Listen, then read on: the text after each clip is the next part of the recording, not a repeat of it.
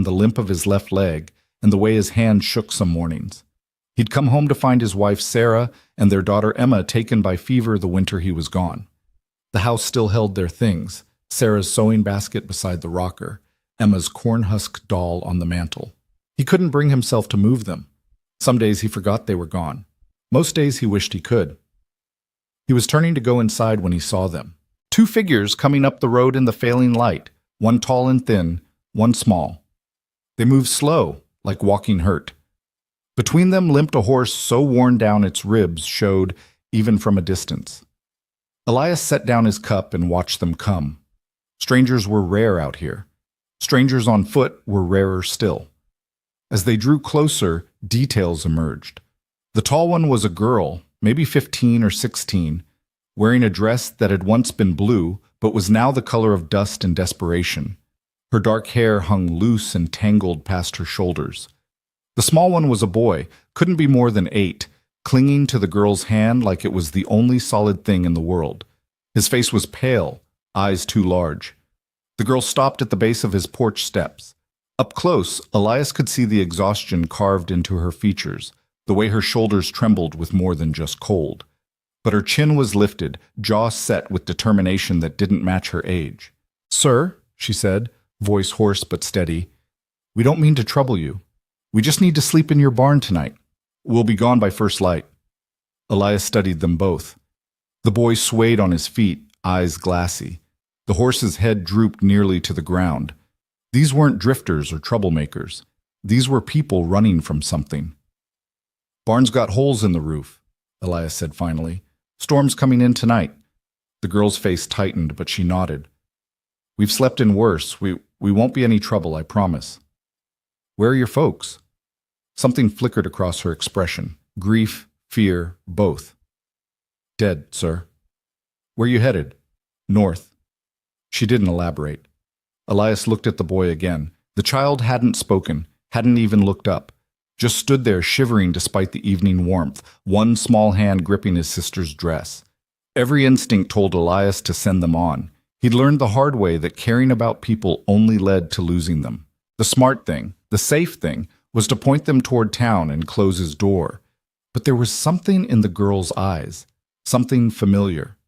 The same desperate courage Sarah had worn the day she'd told him she was pregnant with Emma, knowing how little they had, knowing how hard the life would be. The same fierce protectiveness he'd seen in his daughter's face when she'd found an injured bird and insisted on nursing it back to health. "You got names?" he asked. The girl hesitated, then lifted her chin higher. "Mara. This is my brother Luke." "Mara." Elias rolled the name around, tasted it. "That's a strong name." "Our mother chose it." "Your mother had good sense." He sighed, knowing he was about to make a mistake. "Barn's no place for children in a storm. There's a room inside. Hasn't been used in a while, but it's warm and dry." Mara's eyes widened. "Sir, we couldn't—" "You could, and you will." Boy looks about ready to drop. Get him inside, get him fed. Morning comes. You can decide what you want to do. For a moment, Mara just stared at him. Then her face crumpled slightly, that hard-won composure cracking just enough to show the terrified child beneath. "Thank you," she whispered. "Thank you so much." Elias waved her gratitude away, uncomfortable. "Get inside. I'll see to your horse." He took the animal's reins while Mara guided Luke up the steps. The boy moved like he was sleepwalking, unsteady and vacant. Elias frowned. That wasn't just exhaustion, that was something else. Inside, he pointed them toward the wash basin. "Clean up. I'll get food on." He'd been living on coffee and whatever he could heat quick, beans, hardtack, salt pork. But somewhere in the back of his mind, Sarah's voice scolded him. "Children need proper food, Elias Boone, not your bachelor nonsense." He found eggs, bacon, the last of yesterday's bread. While it cooked, he heard water splashing, quiet murmuring from Mara to her brother. The sounds felt foreign in his kitchen, like words in a language he'd forgotten he knew. When they emerged, faces scrubbed pink, Elias gestured to the table. "Sit." Mara helped Luke into a chair, then sat beside him. The boy stared at the plate Elias set before him like he wasn't sure what to do with it. "Luke," Mara said softly. You need to eat. The child picked up his fork with trembling hands, took one bite, then another. Then he was eating with single-minded focus, like he hadn't seen food in days. Probably hadn't. Elias sat across from them, watching. Mara ate slower, more carefully, but with the same underlying hunger. She kept one hand on her brother's shoulder, steady and protective. "How long you been traveling?" Elias asked. 5 days? Mara didn't look up from her plate. "Maybe 6. Lost count. Long way on foot." "Yes, sir." "What you running from?" Her hand stilled on her fork. For a long moment, she didn't answer. Then, "People who want to hurt us." "Law?" "No." The word came out sharp, almost angry. "We didn't do anything wrong." "Didn't say you did, but there's usually a reason folks run." Mara's jaw tightened. She glanced at Luke, something protective and pained crossing her face. "Our parents owned land, good land, with water rights. When they died, it should have passed to us. But our uncle, he wanted it for himself. So he's looking for you. He's looking to make sure we can't claim what's ours." She met Elias's eyes then, and he saw the truth there, plain as day. He's looking to make sure we can't tell anyone what really happened to our parents. The temperature in the room seemed to drop. Elias set down his coffee, studying the girl's face. She wasn't lying. He'd seen enough lies in the war to know the shape of them. "You saying your uncle killed your folks?" "I'm saying my parents didn't die in their sleep like the sheriff ruled. I'm saying the night they died, I heard shouting. Heard my father say, 'You'll get nothing from me, Marcus.' Then I heard gunshots." Her voice stayed level, controlled, but her knuckles were white around her fork. "I grabbed Luke and ran, hid in the root cellar until morning. When I came out, the sheriff was there with my uncle. They said it was a tragedy, an accident, said my father's gun misfired while he was cleaning it." "You tell the sheriff what you heard?" "I tried. He said I was confused, traumatized, that children don't understand these things." Bitterness twisted her mouth. "My uncle was very sympathetic, said he'd take us in, care for us like his own. But that night, I heard him talking to someone, heard him say we couldn't stay alive to inherit, that accidents happen to children all the time." Elias felt a familiar cold anger settling into his chest. He'd seen this before, in the war and after, men who wore respectability like a coat while their hands stayed bloody underneath. "So you ran?" "So I ran." Mara looked at her brother, whose head was drooping toward his plate. "Luke hasn't spoken since that night. Not one word. I don't know if he ever will again." Elias absorbed this, turning it over. He told himself he wanted no part of other people's troubles, but here was trouble sitting at his table, wearing a child's face, asking for nothing but a night's shelter. "The law won't help you?" "The law is my uncle's friend. They drink together, play cards together. Who are they going to believe, an important rancher or his orphaned niece with wild accusations?" She was right. Elias had seen that story play out too many times. Power protected power. Truth was just whatever version suited those with guns and money. "You got a plan?" he asked. "Beyond running north?" Mara's composure finally cracked. Her eyes filled with tears she refused to let fall. "I was going to find work in the mining camps. They say they hire anyone up there. I thought maybe we could disappear. Start over with new names. Maybe Luke would start talking again if we were safe." She wiped at her eyes angrily. "I know it's not much of a plan, but it's all I have." Elias looked at her. This fierce, frightened girl who'd grabbed her traumatized brother and run into the wilderness with nothing but hope and desperation. Then he looked at Luke, the silent boy who'd watched his parents die and lost his voice to grief. He thought of Emma's doll on the mantel, of Sarah's empty chair, of 4 years spent alone in a house full of ghosts. "Room's through there," he said finally, pointing toward the back hall. "Used to be my daughter's. Bed's made. Should be clean enough." Mara blinked at him. "Sir?" "Storm's coming in. Hear it?" Now that he'd mentioned it, the wind was picking up outside, rattling the windows. "You'll stay tonight. Morning. We'll figure out the rest." "But you said—" "I said a lot of things. Now I'm saying get that boy to bed before he falls asleep in his plate." Mara stood slowly, pulling Luke up with her. The boy swayed. Don't know how we'll ever repay. Don't want repayment. Just want you both alive come morning. Elias stood, gathering plates. Go on now. Door latches from inside if it makes you feel safer. He watched them disappear down the hall, heard the door close softly. Then he stood alone in his kitchen, listening to wind build against the walls and wondering what the hell he'd just done. The storm hit around midnight. Rain hammered the roof, thunder rolled across the mountains. Elias lay in his bed, staring at ceiling boards he'd memorized years ago, listening to the house breathe around him. For the first time in 4 years, it didn't sound empty. He woke to silence. The storm had passed, leaving the world scrubbed clean and dripping. Dawn light filtered weak and gray through his window. Elias dressed, limped out to the kitchen. Empty.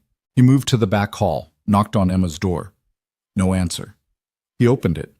The bed was made neat, like no one had slept there. The room was empty. They were gone. For a moment, Elias just stood there, hand on the doorframe, looking at that empty bed. Of course they'd left. Why would they stay? They had their plan. Run north, disappear. He'd given them shelter for a night, nothing more.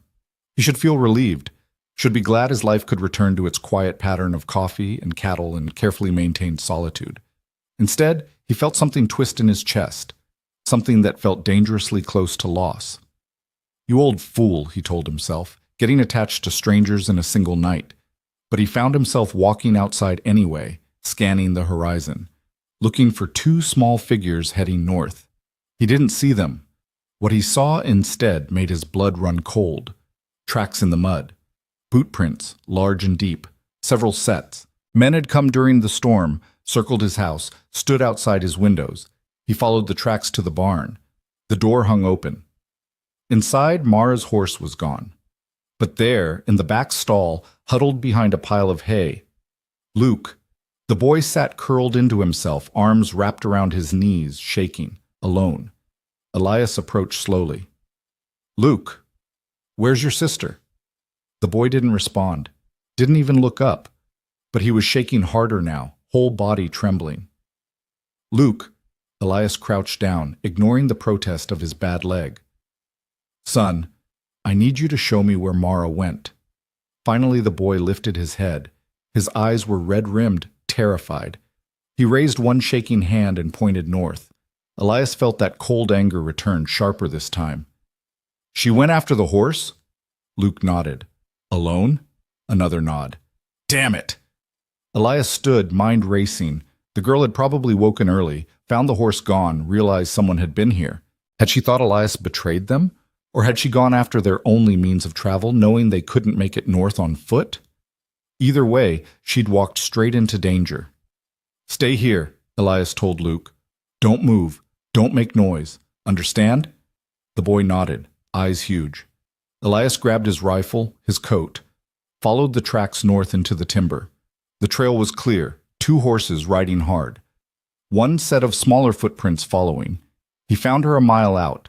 She sat against a pine tree, one hand pressed to her side, the other gripping a rock like she thought she might need it as a weapon. Her face was pale, lips pressed tight against pain.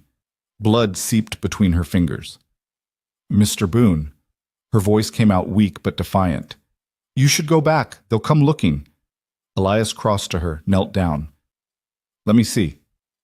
I'm fine. You're bleeding. Let me see. She reluctantly moved her hand. The wound wasn't deep, looked like she'd caught herself on a branch running through the trees, but it needed cleaning.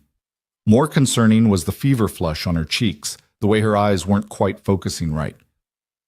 Did you find them? Elias asked. The men who took your horse? They found me first.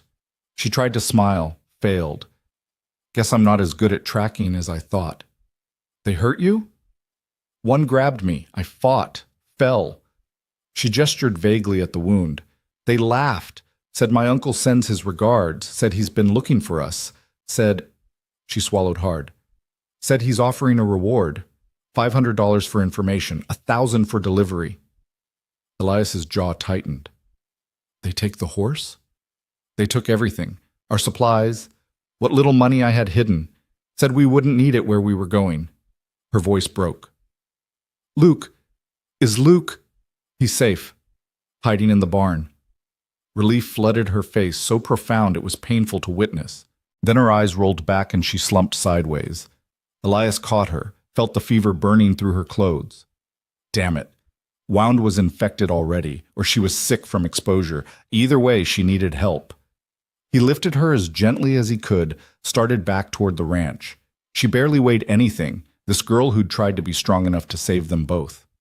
By the time he reached the barn, she was delirious, mumbling about her mother, about running, about someone named Marcus coming with fire. Luke emerged from the shadows, saw his sister limp in Elias's arms, and his face went white. "She's alive," Elias said quickly, "but she's sick. Help me get her inside." Between them, they got Mara into the house, into Emma's bed. Elias sent Luke for water, for clean cloths. He cleaned the wound, wrapped it tight, then pressed cool rags to her burning forehead. She thrashed and mumbled through the afternoon. Luke sat beside her, holding her hand, silent tears tracking down his face. Elias made broth, made tea, tried to get liquid into her when she was calm enough. All the while his mind worked through the situation. Men were looking for these children, men willing to hunt them down for money. An uncle who'd killed their parents and now wanted them dead too. A whole system, law, society, power, arrayed against two orphans who had nothing but each other. The smart thing would be to bundle them up, take them to town, let someone else deal with it, wash his hands of the whole mess. But Elias looked at Luke's tear-stained face, at Mara fighting fever with the same desperate courage she'd shown at his door, and he thought about Sarah, about how she'd never turned away from someone in need, about Emma, who'd cried when birds died and laughed when flowers bloomed. He'd lost his family, lost his reason for caring about anything beyond survival. But maybe that meant he had nothing left to lose. "Luke," he said quietly. The boy looked up. "Your sister's going to be fine. But I need you to understand something. Those men will come back. Your uncle won't stop looking. If you stay here, there will be trouble." Luke's face crumpled. He started to stand, to back away. "Wait." Elias held up a hand. "I'm not telling you to leave. I'm telling you that if you stay, I'm going to protect you. Both of you. But that means I need you to trust me. Can you do that?" Luke stared at him for a long moment. Then slowly, he nodded. "Good." Elias looked at Mara, at this fierce girl who'd reminded him what it meant to care about something beyond his own grief. "Because I'm done running from ghosts, and I'll be damned if I let anyone hurt you or your sister while you're under my roof." Outside, thunder rumbled in the distance. Another storm coming. But inside, for the first time in 4 years, Elias Boone felt something like purpose stirring in his chest. He'd opened his door to strangers. Now he'd stand between them and whatever darkness was coming, even if it killed him. The fever would break by morning. The real danger would come 3 days later. But for now, in this moment, 3 people who'd all lost everything found themselves under one roof. Not yet a family, not quite strangers. Just 3 souls deciding, each in their own way, that maybe survival wasn't enough. Maybe some things were worth fighting for after all. Mara's fever broke just before dawn on the 3rd day. Elias was dozing in the chair beside her bed when he heard her voice, weak but clear. "Luke?" Elias opened his eyes. She was looking around the room, confused but conscious. "Your brother's sleeping in my room. Didn't want to leave the house, but I convinced him he needed rest." She turned her head toward him, wincing at the movement. "How long?" 3 days. You had us worried." "Us?" She tested the word, something flickering across her face. "You stayed." "Where else would I go? It's my house." A ghost of a smile touched her lips. "You know what I mean." Elias stood, joints protesting. "I'll get you some broth. You need to eat." "Mr. Boone." Her voice stopped him at the door. "Thank you for everything." He didn't turn around. "Get your strength back. We'll talk then." In the kitchen, he heated the broth he'd kept ready, added a piece of bread softened in warm milk. When he returned, Mara was sitting up, though the effort clearly cost her, her hand pressed against the bandage at her side. "Here." He helped her hold the bowl, watched her take slow, careful sips. Color was already returning to her cheeks. "You're stronger than you look." "Had to be." She took another sip. After Mama died, Papa, he tried, but he was drowning in his own grief. Someone had to keep things running, keep Luke fed and clean and safe. Her eyes darkened. A lot of good it did. You got him out alive. That's not nothing. Got him out into a nightmare, running, hiding, watching his sister collapse in the woods. She set down the bowl, hands shaking. Some protector I turned out to be. You're 16 years old and you've done more than most grown men could manage. Don't diminish that. She looked at him then, really looked. Why are you helping us? You don't know us. We're nothing but trouble. Elias was quiet for a long moment. Had a daughter once. She'd be about your age now if the fever hadn't taken her. She was brave like you, stubborn like you too. He picked up the empty bowl. Maybe I'm helping you because I couldn't help her. Maybe I'm just tired of being alone. Does it matter? It matters to me. Then let's say I don't like bullies. Never have. And a man who'd kill his own brother for land and hunt down children to cover it up, that's about the worst kind of bully there is. Mara's eyes filled with tears. You believe me about what happened? I believe you. The sheriff didn't. Said I was hysterical, making up stories because I was grieving. The sheriff's either a fool or a coward. Maybe both. Elias moved toward the door. Rest now. I'll bring Luke in when he wakes. Mr. Boone? He paused. What happens now? When I'm better? Now we figure out how to keep you both alive. And maybe, if we're lucky, how to make sure your uncle answers for what he did. Her eyes widened. You can't go up against him. He has money, influence, men who'll do whatever he asks. I've faced worse. The lie came easy. Truth was, Elias wasn't sure what they were facing. But he'd made his choice 3 nights ago when he'd let these children through his door. Too late to turn back now. Luke appeared in the hallway, rubbing sleep from his eyes. When he saw Mara awake, his whole face transformed. He ran to her, climbed carefully onto the bed, wrapped his arms around her neck. Hey, little bird, she whispered, holding him close. I'm okay. I'm okay. Elias left them there, brother and sister clinging to each other like survivors of a shipwreck. In the kitchen, he poured coffee and stood at the window, watching morning spread across his land. Somewhere out there, men were looking for these children, men with guns and horses and the weight of corrupt law behind them. He'd need help, couldn't do this alone. The thought settled uncomfortably.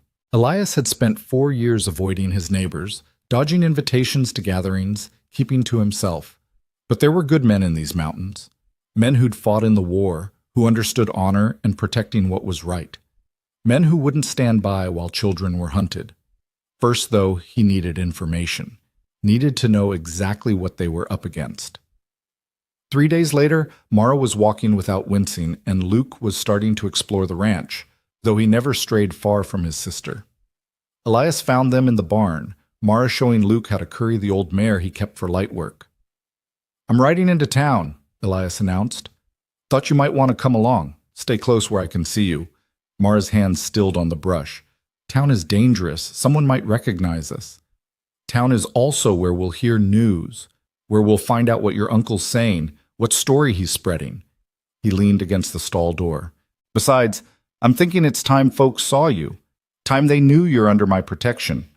That'll put a target on you, too. Target's already there. Might as well make it official. She studied him, weighing something. You really mean to stand with us? Said I would, didn't I? People say a lot of things. Most don't mean them when it gets hard. I'm not most people. Elias pushed off the door. Get cleaned up. We leave in an hour. The ride to town took most of the morning. Elias kept them to the main road, visible and unhidden.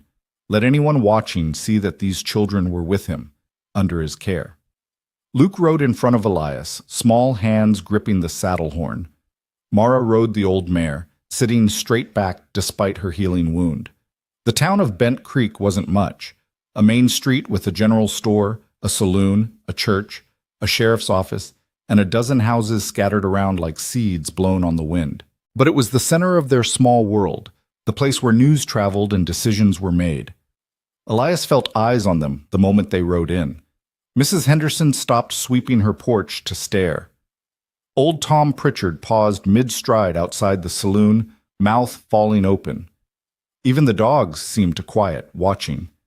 They hitched the horses outside the general store. Elias helped Luke down, then offered Mara a steadying hand she pretended not to need. Inside the store smelled of coffee and sawdust and leather. Samuel Yates stood behind the counter, weighing out flour for a customer. When he saw Elias, his weathered face creased into a smile. "Elias Boone, been months since you darkened my door." Then his eyes shifted to the children and his smile faltered. "Who's this you got with you?" "These are my guests," Elias said evenly. "Mara and Luke. They'll be staying with me for a spell." Samuel's gaze lingered on Mara's face, and Elias saw the moment recognition sparked. "Guests," Samuel repeated slowly. "That's so." "It is." Elias pulled out his list. "Need these supplies. Take your time."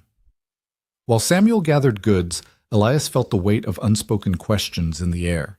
The other customer, a ranch hand Elias recognized but didn't know by name, kept glancing at them, then away, like he was trying to place a half-remembered face. Mara stayed close to Luke, one hand on his shoulder, her expression carefully neutral. But Elias could see tension in the line of her spine, the way her eyes tracked every movement in the store. "Heard some interesting news last week," Samuel said conversationally, weighing out sugar. "Down south, near the territorial line. Rancher named Marcus Hutchins lost his niece and nephew. Orphans they were.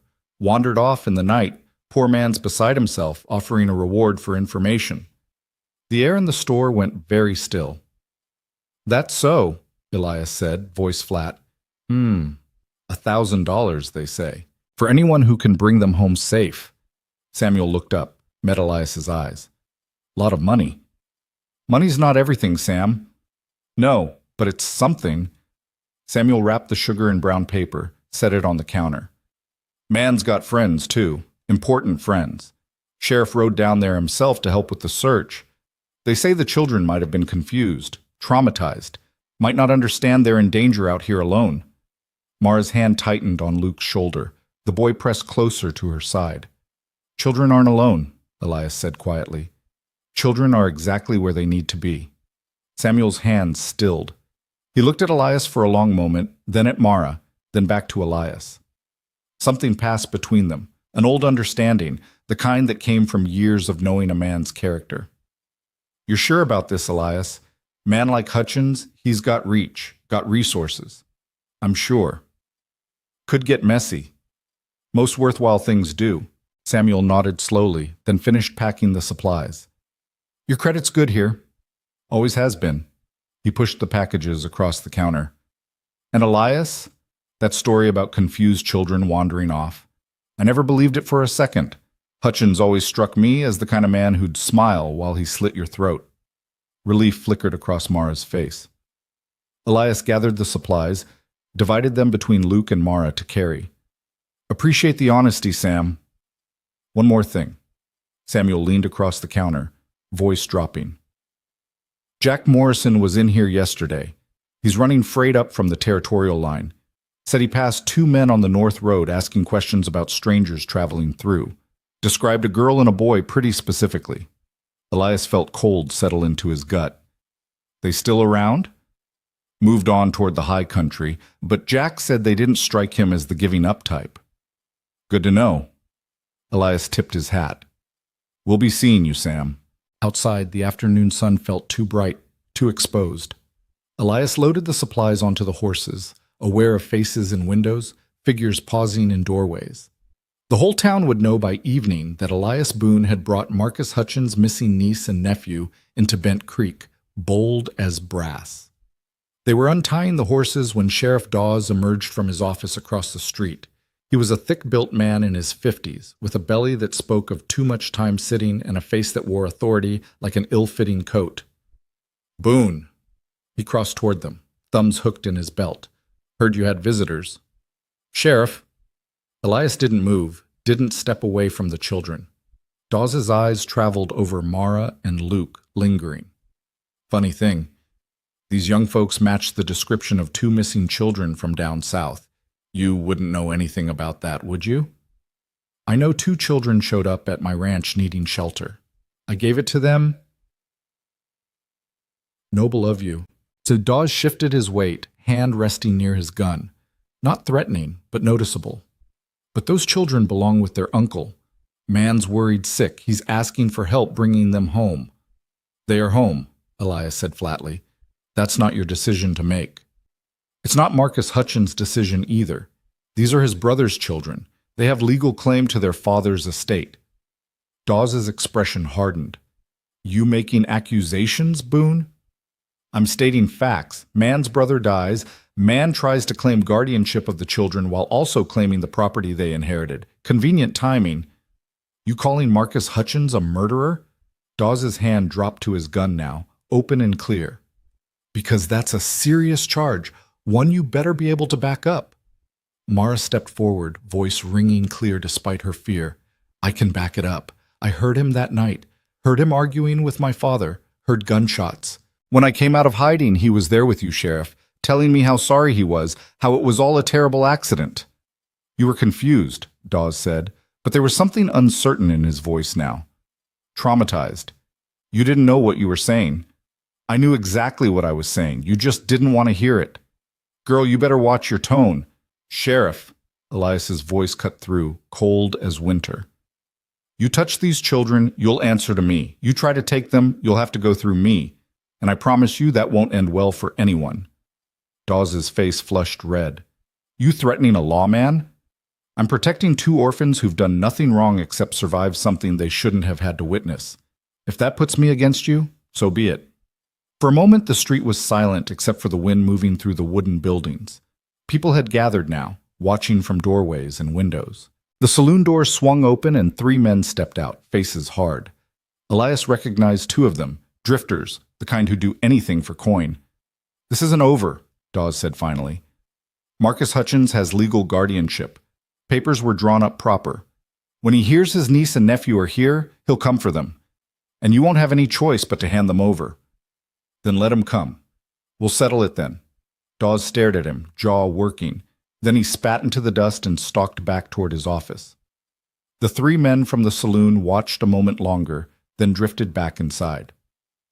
Elias turned to find half the town standing in doorways, witnessing. Let them see. Let them talk. Let Marcus Hutchins hear that Elias Boone wasn't hiding, wasn't running, wasn't afraid. We should go, Mara said quietly, before he comes back with more men. No. Elias swung into his saddle. We're going to make one more stop.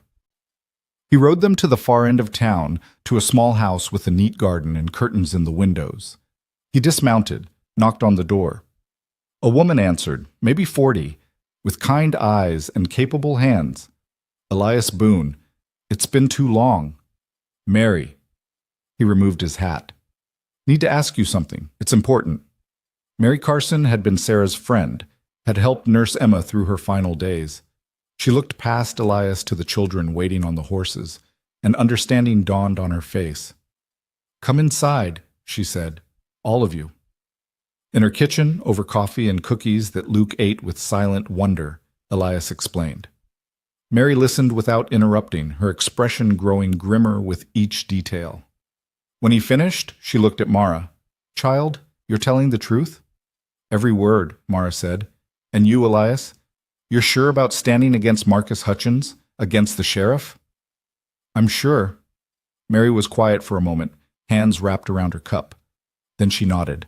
My husband died in the war, left me this house, a small inheritance. I've lived quiet since then, but quiet doesn't mean cowardly. She looked at Mara again. You need someone to speak for you, someone respectable with standing in this community. I'll do it. Mary, you don't have to. I know I don't have to. I'm choosing to. Sarah would have done the same. She stood, brushing cookie crumbs from her apron. I'll start talking to people. The church ladies, the merchants. There are good people in this town who won't stand for children being hurt, no matter how much money's involved. It could get dangerous, Elias warned. Everything worth doing is dangerous. You taught me that yourself, telling stories about the war. She smiled, sad and determined. Go home. Keep those children safe. I'll work here. Outside, mounting the horses again, Mara looked at Elias with something like awe. You're really doing this. Building a defense. Building a family, Elias corrected. That's what you do for family. You stand. They rode home as the sun dropped toward the mountains, painting the world gold and crimson. Luke fell asleep against Elias's chest, small and trusting. Mara rode beside them, quiet but no longer alone. When the ranch came into view, Elias felt something shift in his chest. For 4 years, this place had been a tomb where he waited to join his dead. Now it was something else, something worth defending. They put the horses away, carried supplies inside. Mara made dinner while Elias showed Luke how to split kindling, patient with the boy's small hands and uncertain swings. They ate together as darkness fell, and for the first time since Sarah and Emma died, Elias's table felt full. Later, after the children were asleep, Elias sat on his porch with his rifle across his knees and watched the stars emerge. Somewhere out there, Marcus Hutchins was hearing that his niece and nephew had been found. Somewhere, men were saddling horses and checking ammunition. Let them come. Elias had spent 4 years mourning the family he'd lost. He hadn't expected to find a reason to fight again, hadn't expected to care whether he lived or died. But these children, this fierce girl and her silent brother, they'd walked up his road and reminded him what it meant to protect something, what it felt like to matter to someone again. He wouldn't let them down. Whatever was coming, however bad it got, he'd stand between them and the darkness, even if it cost him everything. Because some things, some people, were worth dying for. And maybe, just maybe, they were worth living for too. The riders came on the 5th day. Elias spotted them from the ridgeline where he'd been checking fence posts with Luke trailing behind him like a shadow. 5 men on horseback, moving with purpose up the valley road. Even from a distance, he could see the glint of rifles and saddle scabbards. Luke. He kept his voice calm, but the boy heard the urgency underneath. Run back to the house.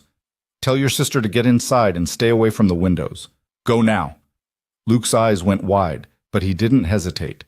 He took off running, small legs pumping, disappearing over the rise toward the ranch house. Elias watched the riders come, calculating distance and time.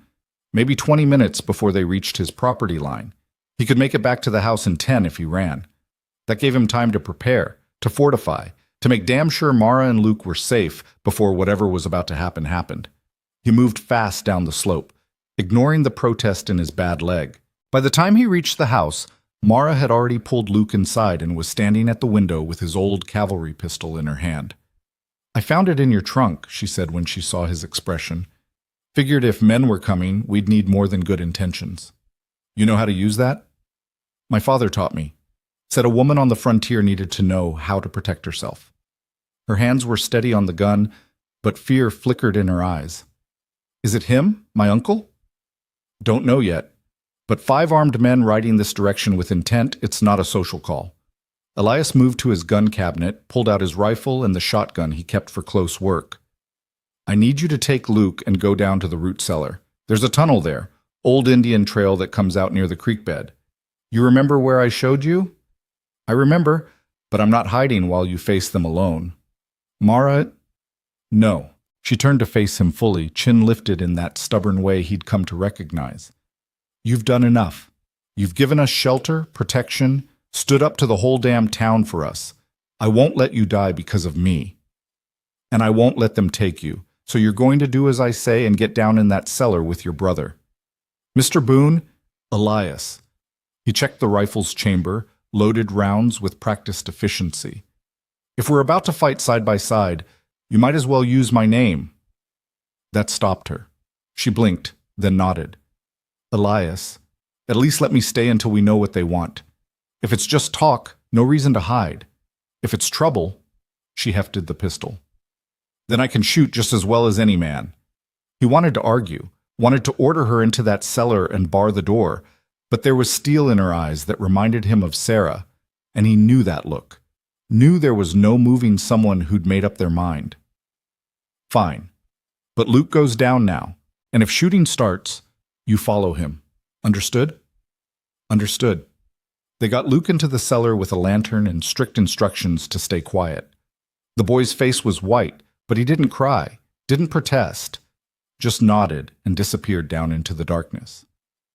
Elias and Mara took positions on opposite sides of the main room, each with a clear view of the approach. The minutes crawled past, marked by the thud of hoofbeats growing closer. When the riders crested the final rise, Elias got his first clear look at them. The man in front was tall and well-dressed, sitting his horse like he owned the world beneath it. Even from inside the house, Elias could see the family resemblance in the shape of his jaw, the set of his shoulders. This was Marcus Hutchins.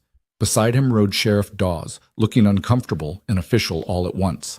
The other three were hired guns, no question. They had that hard, empty look of men who'd killed before and would do it again for the right price. The group stopped 50 yards from the house. Marcus Hutchins sat easy in his saddle, surveying the ranch with the calculating eye of a man appraising property he intended to own. "Elias Boone," his voice carried clear and strong. "I'm Marcus Hutchins. I believe you have something that belongs to me." Elias stepped onto the porch, rifle held casual but ready. "Nothing here belongs to you, Hutchins.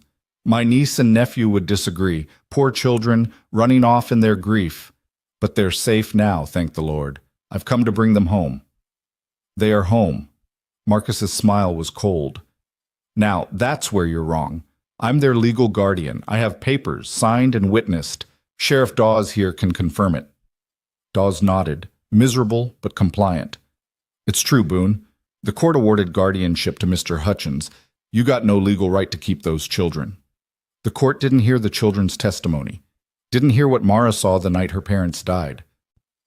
Something flickered across Marcus's face, too quick to name. The ravings of a traumatized child. The sheriff investigated thoroughly. "My brother's death was a tragic accident, nothing more." "Funny how you're so eager to get the children back then. If it was just an accident, why hire guns to track them down? Why offer a $1,000 reward?" "Because I care about their welfare. Because I want my family safe." Marcus's voice hardened. "Now, you can do this easy or hard, Boone. Send the children out and we'll leave peacefully. Refuse, and you're harboring runaways and obstructing a lawful guardian's rights. That's a crime. So is murder." The words hung in the air like gun smoke. The three hired men shifted in their saddles, hands drifting toward weapons. Dawes went pale. "That's a serious accusation," Marcus said softly. "I could have you arrested for slander." "Do it then. Let's go to a real court, not your bought and paid for territorial judge. Let's hear what Mara has to say in front of a jury. Let's examine the evidence of how your brother really died." "There is no evidence. There's just a disturbed girl with a wild imagination and a lonely old man who's latched onto her lies." Elias felt rage building behind his ribs but kept his voice level. "The children stay with me. You want them, you'll have to take them." "Oh, I intend to." Marcus nodded to the men beside him. "Mr. Boone is clearly disturbed.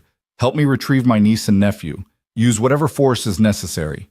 The three hired guns dismounted, spreading out to flank the house. Dawes stayed mounted, looking like he wanted to be anywhere else. "Sheriff," Elias called, "you really going to let this happen? You going to stand by while innocent children are handed over to the man who killed their parents?" "I'm enforcing the law," Dawes said, "but there was no conviction in it." "You're enforcing whatever Marcus Hutchins pays you to enforce." One of the hired guns was moving toward the barn, trying to circle around back. Another headed for the root cellar entrance. The third came straight at the porch, rifle up. "Last chance, Boone," Marcus called. "Send them out now." Elias raised his rifle. "Last chance yourself. Turn around and ride out." "Stubborn fool." Marcus jerked his head. "Take him." The man on the porch fired first. His shot went wide as Elias dove sideways, rolling behind a water trough. Return fire cracked from the house. Mara, shooting through a gap in the shutters. Her bullet caught the man in the shoulder and he went down cursing. The other two opened up, bullets tearing through wood and glass. Elias fired twice, methodical and precise. One shot punched through the barnside man's leg, dropping him. The second caught the man heading for the cellar center mass, putting him down for good. "Jesus!" Dawes wheeled his horse, pulling back. "This is murder! This is self-defense," Elias shouted back, chambering another round. You brought armed men onto my property and tried to take children by force. Marcus sat his horse calmly, untouched by the chaos. Kill him, he ordered the remaining gunman, the one Mara had wounded. Kill him and burn the house if you have to. I want those children. The wounded man struggled to reload with one good arm. Elias was drawing a bead when movement exploded from the house. Mara burst through the door, pistol blazing. Her first shot took the wounded man in the chest. Her second and third went wide, but the message was clear. She'd die before she let them take Luke. Mara, get back inside, Elias roared. Too late.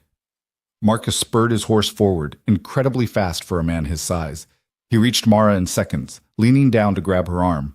She twisted, trying to bring the pistol up, but he wrenched it from her grip and hauled her across his saddle. No! Elias's shot missed as Marcus wheeled the horse. Let her go! I have what I came for, Marcus called back, Mara struggling in his grip. The girl's enough. Tell the boy to come to me in 3 days or his sister dies. You hear me, Luke? 3 days. He spurred away, Mara screaming and fighting. Elias got off 2 more shots but couldn't risk hitting her. He watched them disappear over the rise, rage and horror churning in his gut. Dawes was already gone, fled at the first real gunfire. The man with the leg wound was crawling toward a horse, leaving a trail of blood. The other 2 lay still. Elias wanted to chase Marcus down, but he couldn't leave Luke. The boy would be terrified, and Mara's last act had been protecting her brother. Elias couldn't dishonor that by abandoning him now. He found Luke in the cellar, pressed into the far corner, eyes huge with fear. The boy had heard everything, the gunfire, the screaming, his sister's voice calling his name. She's alive, Elias said, kneeling down. Your uncle took her, but she's alive. He wants to trade you for her. Luke's face crumpled. He opened his mouth, and for a moment Elias thought he might finally speak, but nothing came out except a broken sob. Listen to me. Elias gripped the boy's shoulders. We're going to get her back, but not by giving you up. We're going to do this smart. We're going to get help. He got Luke upstairs, sat him down with blankets and warm milk. The boy stared at nothing, tears tracking silently down his face. Elias wanted to comfort him, but comfort felt like a lie. Mara was in the hands of a murderer, and they had 3 days to save her. He was checking the dead men for identification when he heard horses again. His heart sank. More of Marcus's men, come to finish the job. He grabbed his rifle, positioned himself in the doorway. But the riders that appeared weren't hired guns. It was Mary Carson, sitting straight-backed on a gray mare. Behind her came Samuel Yates from the general store, old Tom Pritchard from the saloon, and 3 more men Elias recognized from town. They were armed, but not threatening. They looked grim and determined. Mary dismounted first. We heard gunfire, came as fast as we could. How did you think the whole town didn't see which way Marcus Hutchins rode? Did you think we wouldn't know what was coming? She looked at the bodies, at the blood soaking into the dirt. Where's Mara? He took her. Elias's voice came out rough. Used her as leverage to get Luke. Damn him, Samuel stepped forward. What do you need? Elias stared at them all, these people who'd ridden out to help despite the danger, despite everything. I need to get her back, and I need to make sure Marcus Hutchins can't hurt anyone else ever again. Then let's talk strategy, Tom said, because you're not doing this alone. They gathered in the house, spreading a hand-drawn map across the table. Samuel had been to the Hutchins ranch before, knew the layout. He sketched it out: main house, bunkhouse, barn, the line of cottonwoods along the creek. He'll keep her in the main house, Samuel said, probably locked in a room upstairs. He'll want to keep her close, keep control. How many men does he have? Elias asked. Usually 6 or 7 working the ranch, plus whatever guns he's hired since this started. Samuel tapped the map. But here's the thing. Most of his ranch hands are just cowboys. They signed on to work cattle, not kidnap children. If we can separate them from the hired killers, we might have a chance. We need the law, Mary said. Real law, not Dawes. Territorial Marshal is in Helena, Tom noted. 3 days ride minimum. We don't have 3 days. Then we make our own law. Mary's eyes were hard. There are 12 of us here. 12 people willing to testify that Marcus Hutchins hired men to attack Elias's ranch, to take children by force. That's enough to convene a citizens' tribunal if we have to. He'll never submit to that, Elias said. Then we make him. Tom checked his rifle. I fought in the war same as you, Elias. I know how to storm a position, and I'll be damned if I let some rich bastard think he can murder his way to more property. Elias looked at each of them in turn, these ordinary people who'd become extraordinary when it mattered. This could get us all killed. Could, Samuel agreed. But sitting home while a child suffers because we were too afraid? That'll kill us slower, kill our souls. They spent the next hour planning. Who would approach from which direction, how they'd get past Marcus's men, what they'd do if it came to gunfire again. Luke sat in the corner through all of it, watching, listening, one hand clutched around Emma's cornhusk doll that he'd found in the room. When the planning was done, when they'd gone over every detail 3 times, Mary approached Luke. She knelt down, met his eyes. "Your sister is fierce and brave," she said gently. "Just like you. We're going to bring her home. You believe that?" Luke stared at her for a long moment. Then, slowly, he nodded. "Good.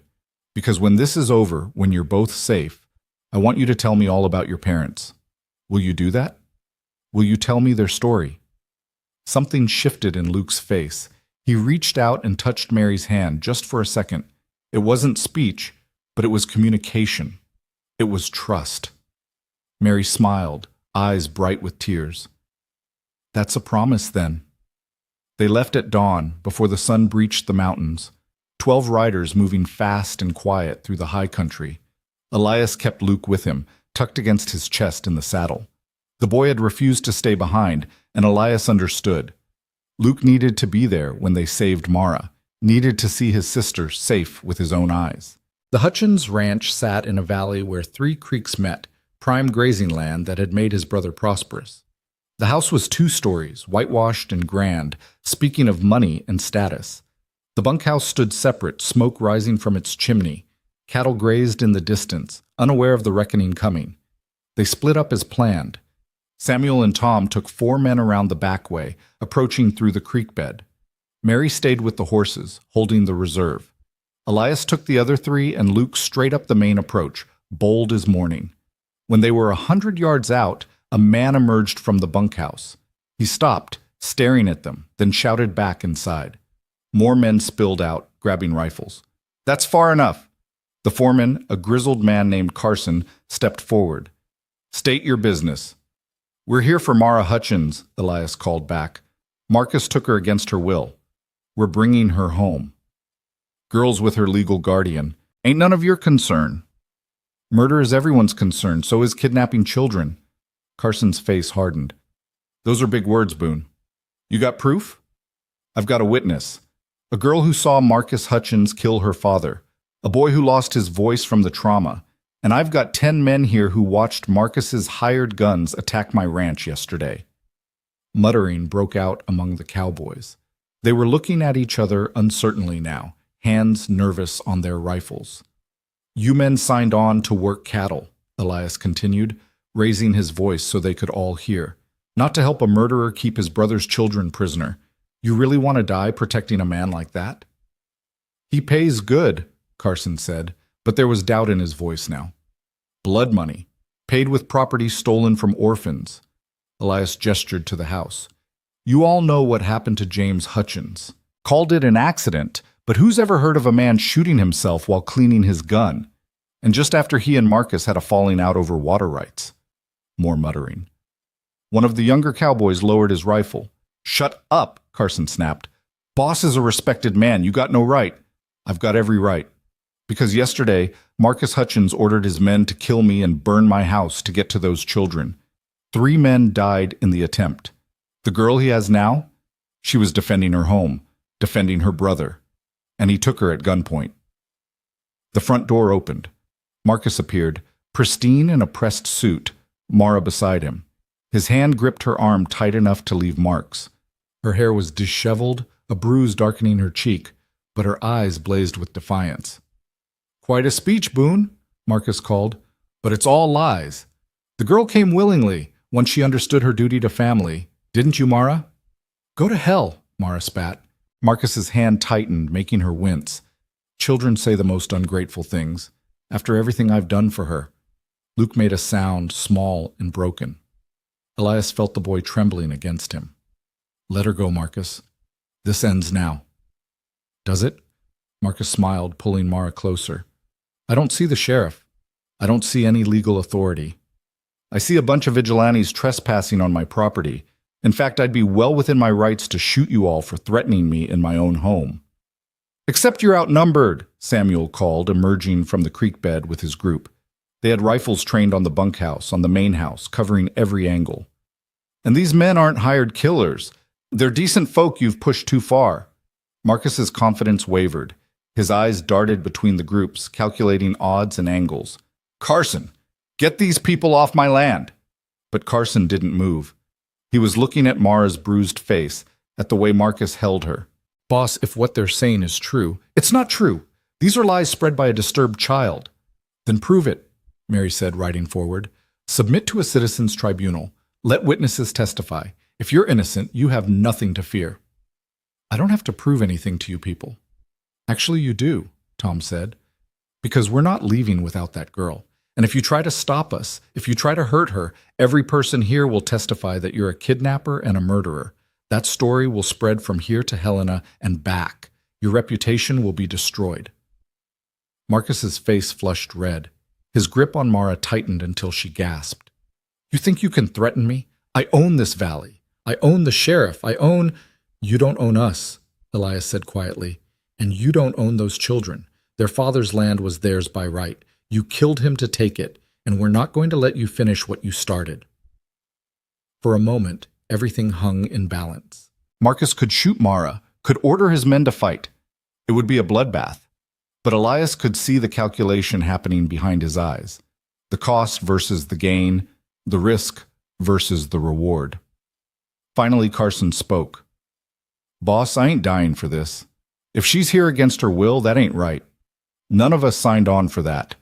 Other cowboys nodded, lowering their rifles. Marcus's face went from red to white. He was losing control, and he knew it. Damn you, he hissed. Damn you all! He shoved Mara forward, hard. She stumbled down the porch steps, nearly falling. Elias was there in an instant, catching her, pulling her close. Luke squirmed free and threw himself at his sister, wrapping his arms around her waist. It's okay, Mara sobbed, holding Luke tight. It's okay, little bird. We're safe now. This isn't over, Marcus snarled from the porch. I have lawyers. I have connections. You'll all regret this. No, Elias said, looking up at him. You'll regret it, because we're going to Helena. We're going to the territorial marshal. We're going to tell him everything, the murder, the kidnapping, all of it. And we have witnesses. Enough to make sure you answer for what you've done. Marcus's face twisted with rage and something else. Fear. Real fear, maybe for the first time in his life. Get off my property, he said finally. Gladly. Elias helped Mara onto a horse, Luke scrambling up behind her. But we'll be back, with the law. The real law. They rode out together, 12 riders and 2 children, leaving Marcus Hutchins standing on his stolen porch, his empire crumbling around him. The sun was high by the time they reached Elias's ranch. Mara slid from the saddle and just stood for a moment, looking at the house like she couldn't quite believe they'd made it. Luke pressed against her side, still silent, still traumatized, but alive. Mary dismounted, approached them. You're safe now, both of you. We'll make sure of it. Why? Mara's voice broke. Why did you all risk so much for us? Because it was right, Mary said simply. Because you're children who deserve protection. Because sometimes the law fails and ordinary people have to stand up. She looked at Elias. And because Elias Boone reminded us what courage looks like. Elias shook his head. Wasn't courage. Was just stubbornness. Call it what you want. But you didn't turn away when these children needed help. You didn't close your door. Samuel clapped him on the shoulder. That counts for something. They stayed until evening, helping clean up the damage from yesterday's attack, boarding up broken windows, burying the dead. When they finally rode out, they left with a promise. Tomorrow, they'd start the ride to Helena together. They'd bring the territorial marshal back to deal with Marcus Hutchins once and for all. Inside the house, Mara heated water for tea while Luke sat at the table, watching her like she might disappear if he looked away. Elias joined them, exhaustion settling into his bones. "You scared me," he said to Mara, "running out like that. I wasn't going to let them kill you. You could have been killed yourself. But I wasn't. We weren't." She poured tea with shaking hands. "Because of you. Because you didn't give up." "Because we didn't give up," Elias corrected. "This was all of us." They sat in silence for a while, drinking tea, the day's terror slowly receding. Luke's eyes drooped. Mara carried him to bed, came back looking worn through. "What happens now?" she asked. "After Helena? After they arrest Marcus? There'll be a trial. You'll have to testify." "And then?" Elias looked at her, this girl who'd been forced to grow up too fast, to be too brave, too strong. "Then you get to be a child again. You and Luke both. Get to go to school, make friends, do normal things." "Where?" The question hung between them. Where would they go?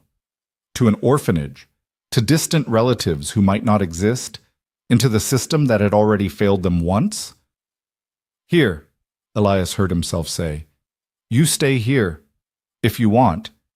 If that would be all right with you." Mara's eyes filled with tears. "You'd do that? Keep us?" "Keep you, raise you, make sure you grow up safe and happy, whatever it takes." He cleared his throat, uncomfortable with the emotion in his own voice. "Been alone a long time, but these past weeks, having you both here, house feels like a home again. Like maybe there's still life worth living." "We'd like that," Mara whispered. "We'd like that very much." Outside, stars emerged over the Montana mountains, bright and infinite. The ranch settled into quiet, 3 people under one roof, no longer strangers, not quite family yet, but something in between, something precious and hard-won. Tomorrow they'd ride for Helena. Tomorrow they'd start the fight for justice. But tonight they were simply safe, together, and alive. And sometimes that was enough. The ride to Helena took 6 days through mountain passes still dusted with early snow. They traveled as a group, Elias and the children, Mary Carson, Samuel Yates, Tom Pritchard, and 4 others who'd volunteered to see this through to the end. Each night they camped under stars that seemed close enough to touch, and each morning they rose with the sun and pushed forward, driven by purpose that felt righteous and necessary. Luke rode with Elias, small body tucked against his chest, watching the world pass with those 2 solemn eyes.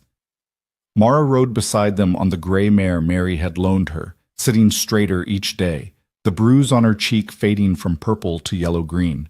She talked more now, sharing memories of her parents, small things, precious things.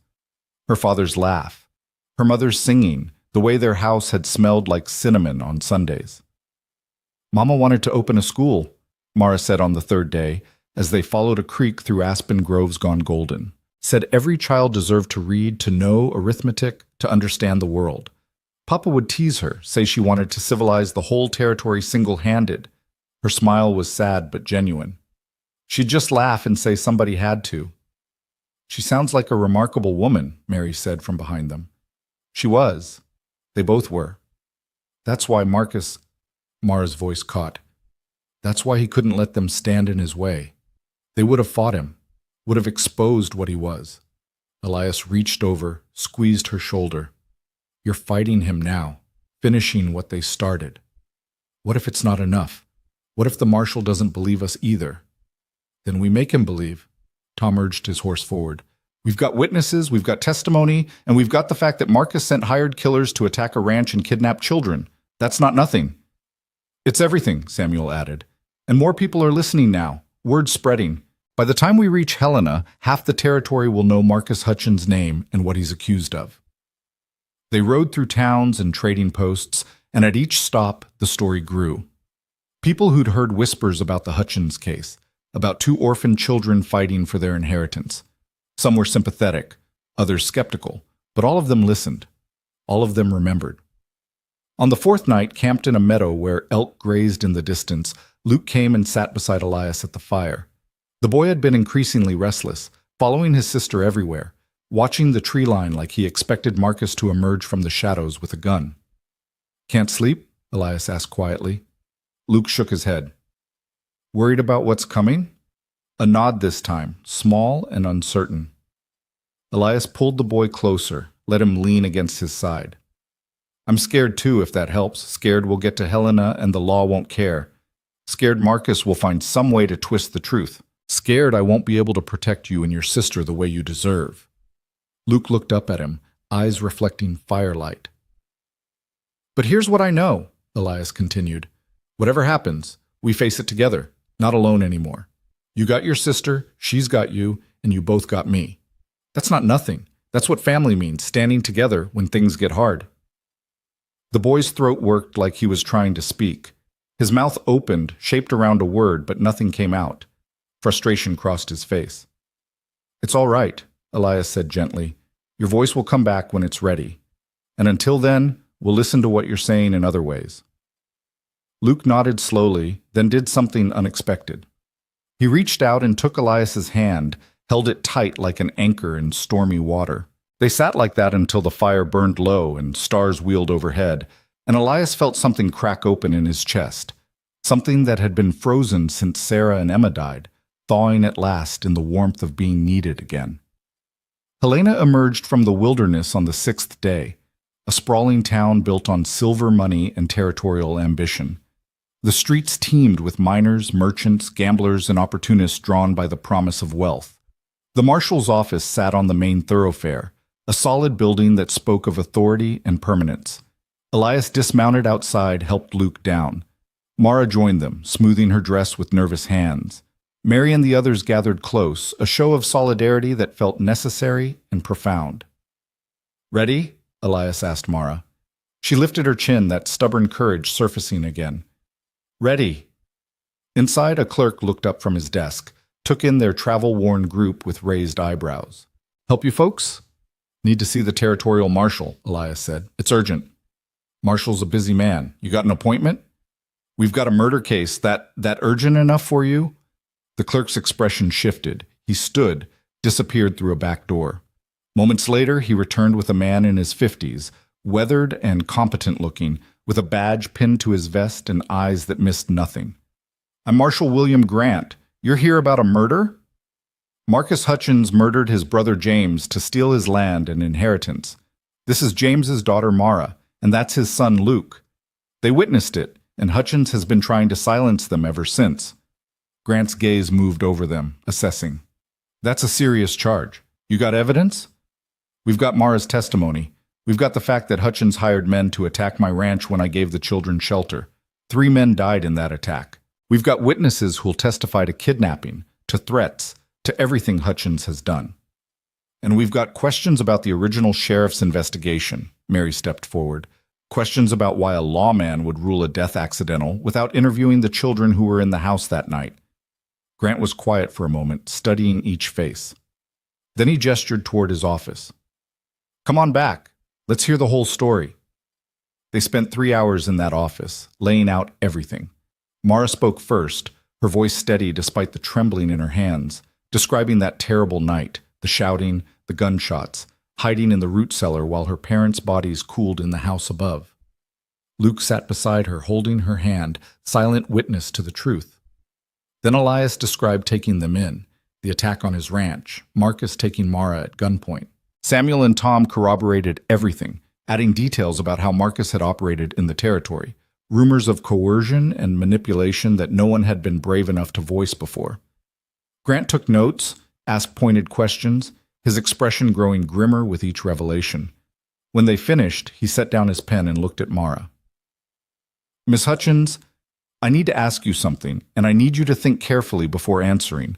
Are you absolutely certain about what you heard that night? Because once we move forward with this, there's no going back. You'll have to testify in court, face your uncle, repeat this story in front of strangers who'll try to tear it apart.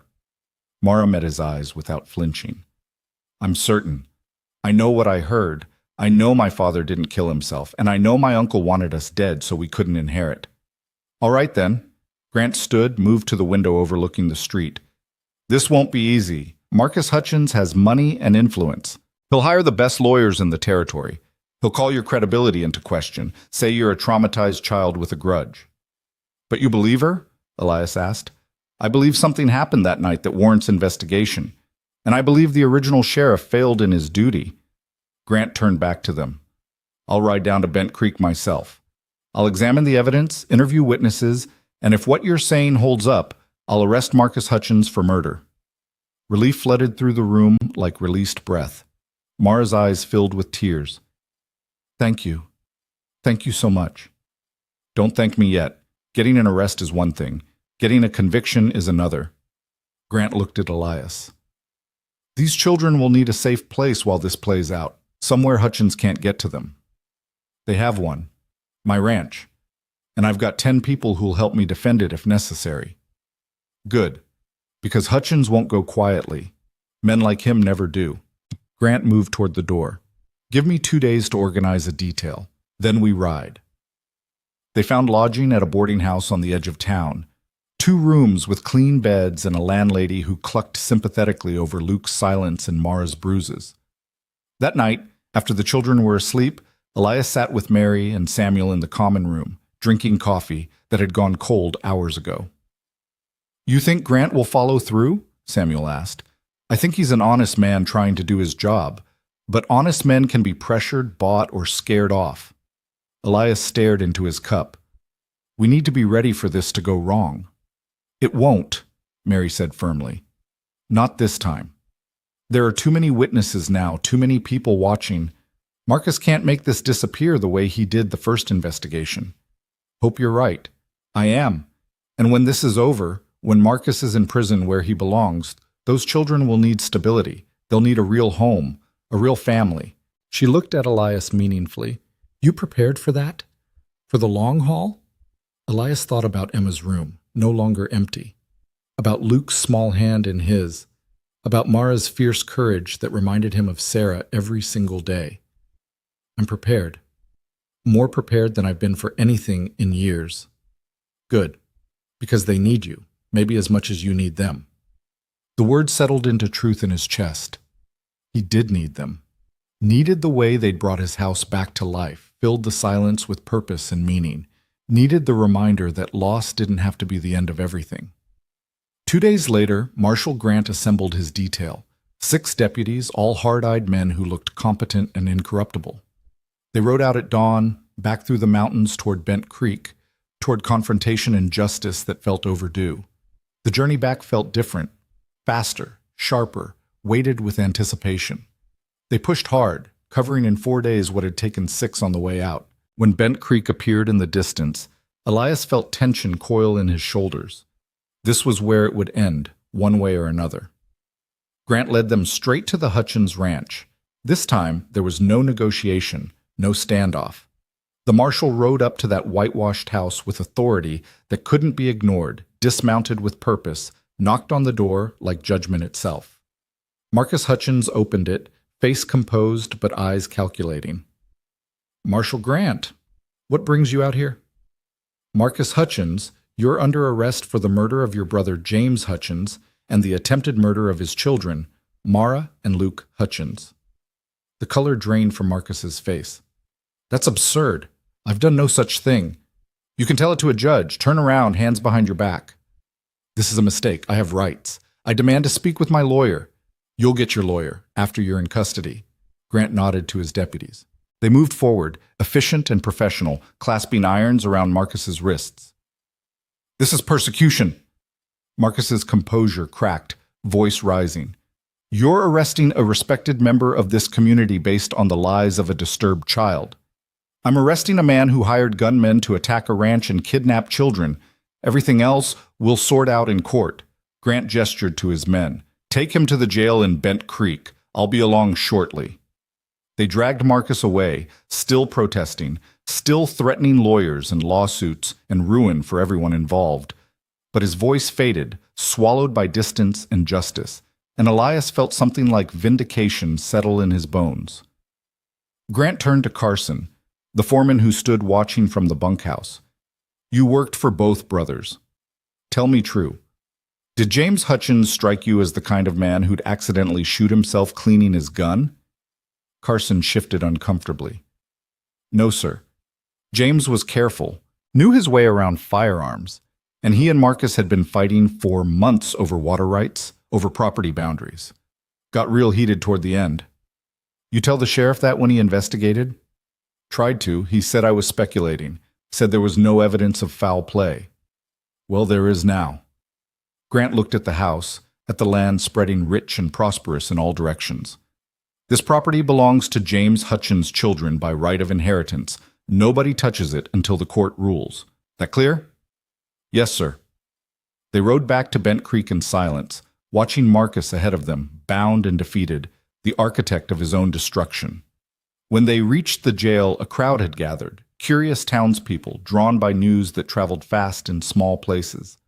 Sheriff Dawes stood outside his office, face ashen. Marshal, there's been some mistake.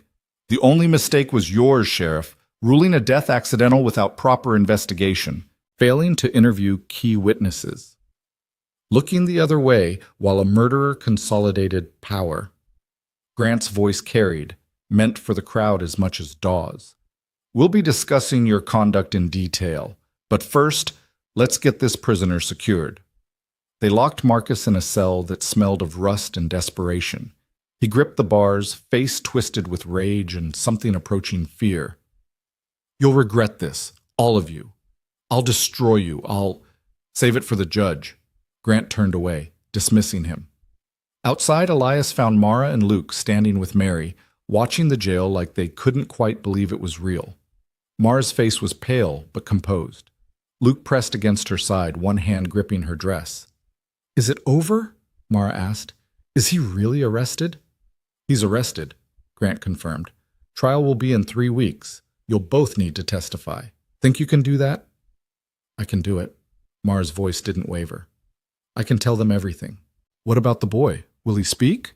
Luke stiffened, face crumpling with distress. Elias moved closer, put a hand on his shoulder. Luke will testify in his own way, through Mara, through me, through what happened to him. A child doesn't lose his voice from nothing, Marshal. That trauma speaks louder than words. Grant nodded slowly. Fair enough. Get some rest, all of you. It's been a long road, and there's still a ways to go. They returned to Elias's ranch as sunset painted the mountains copper and gold. The house welcomed them back, familiar and safe. And for the first time since this whole ordeal began, Elias felt like they could breathe, could rest, could start thinking about what came after. That night, Mara helped him make dinner while Luke set the table with careful concentration. They moved around each other with the ease of practice, comfortable in their roles and routines. When they sat down to eat, Elias looked at their faces in the lamplight and felt gratitude so profound it ached. What happens to the ranch? Mara asked quietly. Our parents' ranch, I mean, after the trial. If Marcus is convicted, it reverts to you and Luke.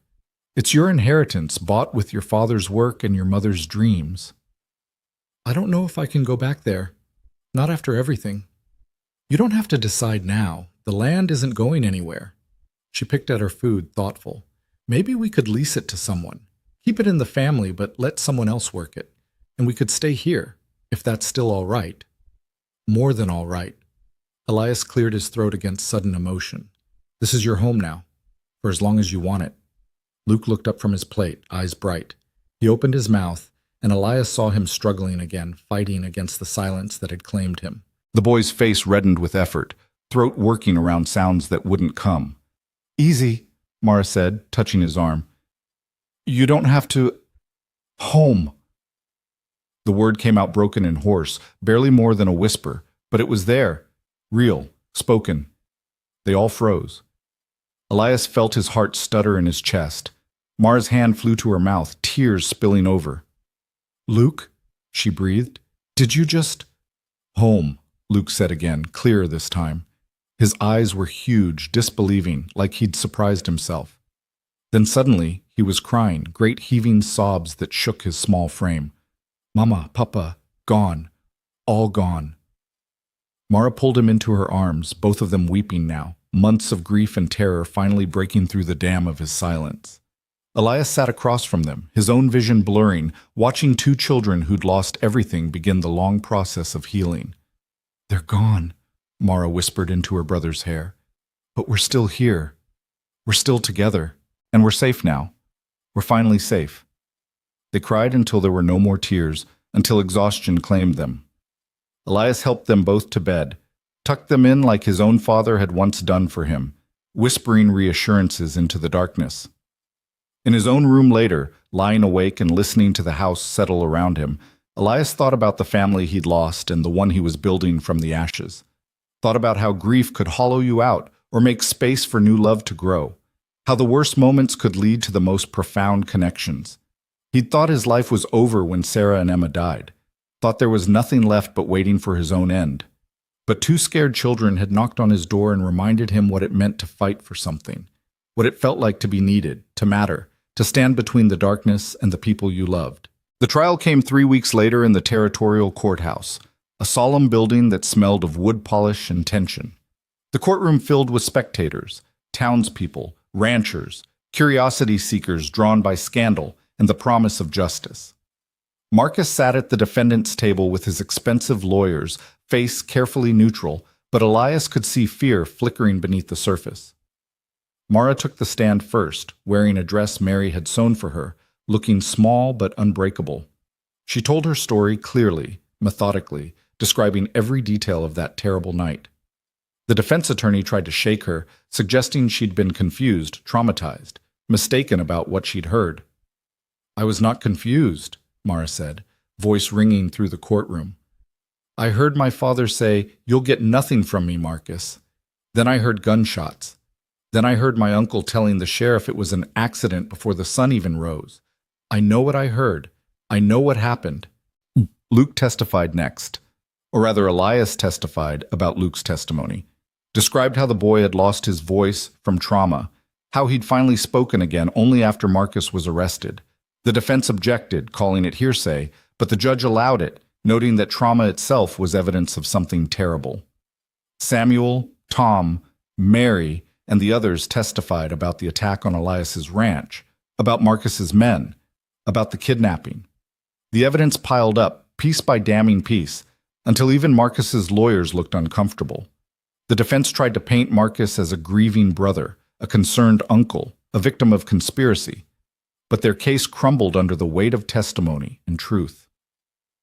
On the final day, after closing arguments, the jury deliberated for less than 3 hours.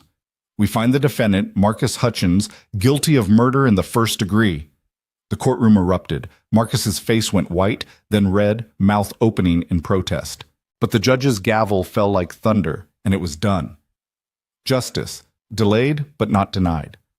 Outside in the afternoon sun, Mara stood with Luke's hand in hers, looking dazed and relieved and exhausted all at once. People congratulated them, praised their courage, offered sympathies for their loss. Marshal Grant approached, tipped his hat. "You did well in there, Miss Hutchins, both of you. Your parents would be proud.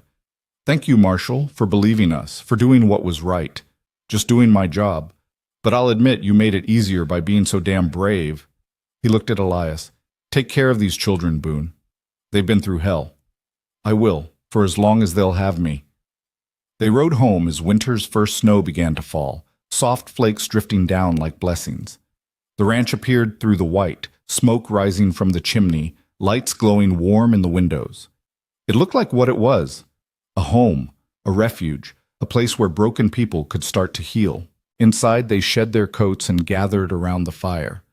Luke spoke more now, his voice still hesitant but growing stronger each day. He talked about his parents sometimes, sharing memories that Mara had thought lost forever. They grieved together, the three of them, for what was gone and would never return. But they also began to build something new. Mara learned to cook the way Sarah once had, experimenting with recipes and laughing at her failures. Luke followed Elias around the ranch, learning to mend fences and gentle horses and read the weather in the clouds. They created traditions, Sunday breakfasts, evening stories, quiet moments of being together. The land that had belonged to James and his wife went to Mara and Luke legally, officially, as it should have from the start.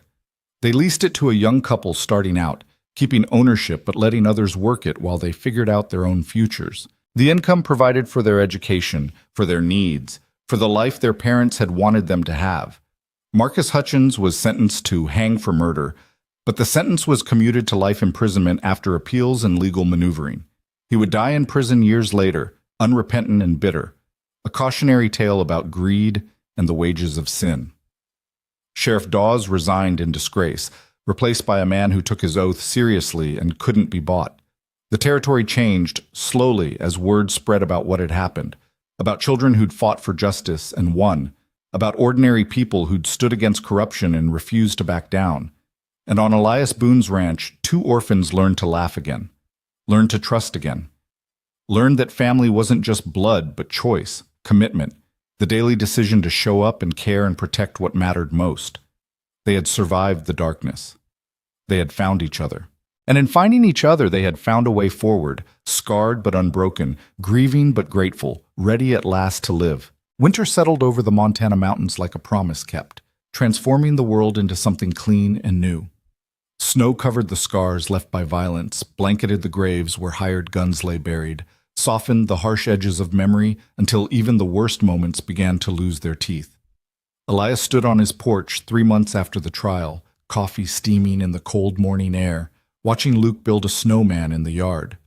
The boy worked with intense concentration, rolling snow into spheres, carefully placing stones for eyes and mouth.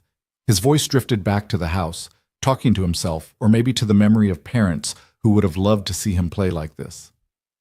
"You'll freeze out there," Mara called from the doorway, wrapped in one of Sarah's old shawls.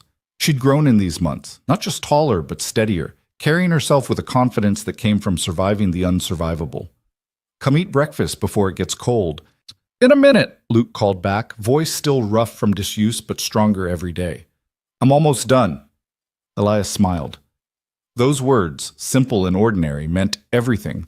A child who'd lost his voice to trauma, speaking without fear. A child who'd watched his parents die, playing in the snow like darkness had never touched him. It wasn't forgetting. Elias knew they'd never forget. But it was healing, and that was enough. Inside, the kitchen smelled of bacon and fresh bread, of coffee and cinnamon. Mara had taken over most of the cooking, insisting that Elias's bachelor approach to food was barely adequate for survival. She moved around the space with Sarah's old apron tied at her waist, flipping eggs with the same efficient grace her mother must have possessed. "Mary's coming by this afternoon," she said, sliding eggs onto plates. "She wants to talk about school. Says the territorial government approved funding for a teacher, and they're looking for students." "You want to go?" Elias asked, though he already knew the answer. Mara had been teaching herself from books all winter, hungry for learning the way some people hungered for food. "I do, but I'm worried about Luke. He's still so shy around strangers." "Luke's tougher than he looks, and being around other children might help him remember how to be a child." She nodded thoughtfully, dishing out bacon. "What about you? Will you be all right here alone during the day?" The question caught him off guard, touched something tender. "Been alone for 4 years before you 2 showed up. Think I can manage a few hours." "That's not what I meant." She sat down across from him, eyes serious. "I mean, will you be lonely? We could stay home, help with the ranch." "No."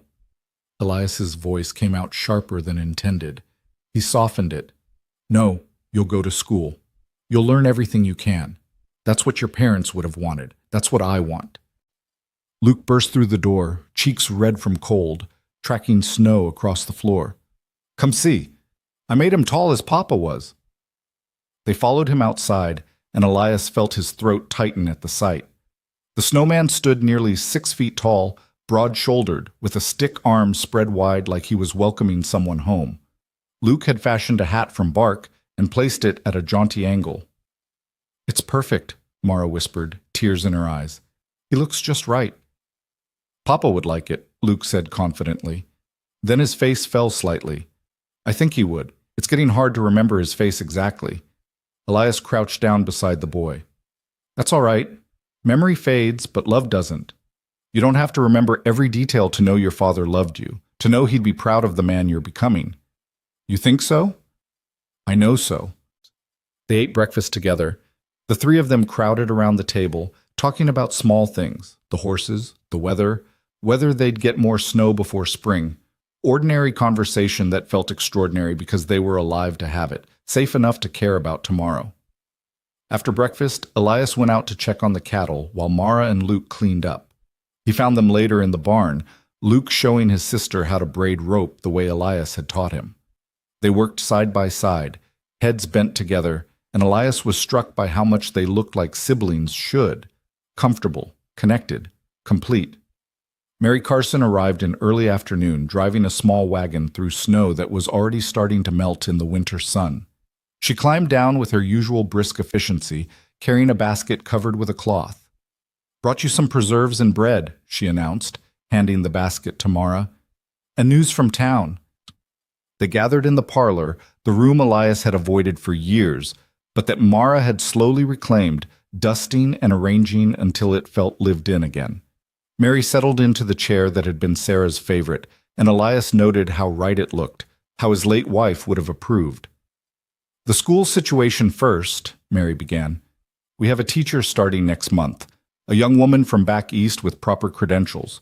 She'll be holding classes in the church building until we can raise funds for a schoolhouse. I've already enrolled 8 children, and I'd like to add Luke and Mara to the roster." "We'd like that," Mara said quickly, glancing at Luke. "Both of us would." Luke nodded, though he looked nervous. "Good. Classes will be Monday through Friday, 9 to 3. You'll study reading, writing, arithmetic, history, and geography. Miss Peterson is also trained in music, if anyone's interested." "Mama played piano," Luke said quietly. "She was teaching me before—" "Then we'll make sure you continue." Mary's voice was gentle but firm. "Your parents wanted you educated. We'll honor that." "What's the other news?" Elias asked, sensing there was more. Mary's expression shifted, became more cautious. "There's been talk in town about you and the children, about the arrangement here."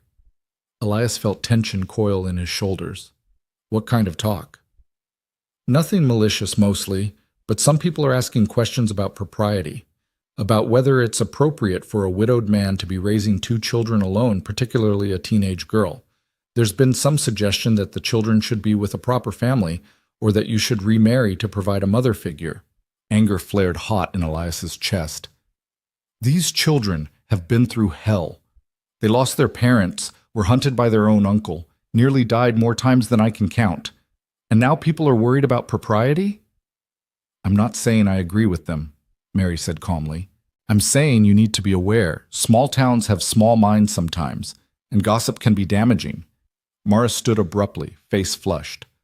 "We're not going anywhere. This is our home. Elias is our family. If people have a problem with that—" "Peace," Mary held up a hand. "I'm on your side, child. I'm just preparing you for what's coming, because there will be questions, possibly even legal challenges. You need to be ready." Elias forced himself to think past his anger, to see the situation clearly. Mary was right. The arrangement they'd fallen into so naturally, this makeshift family built from grief and necessity, it didn't fit the world's expectations. That made it vulnerable. "What do you suggest?" he asked. "Make it official, legal. File for formal guardianship through the territorial court. Get it documented that you're their legal guardian, with all the rights and responsibilities that entails. That way no one can question it. No one can try to take them away." "Would that work?"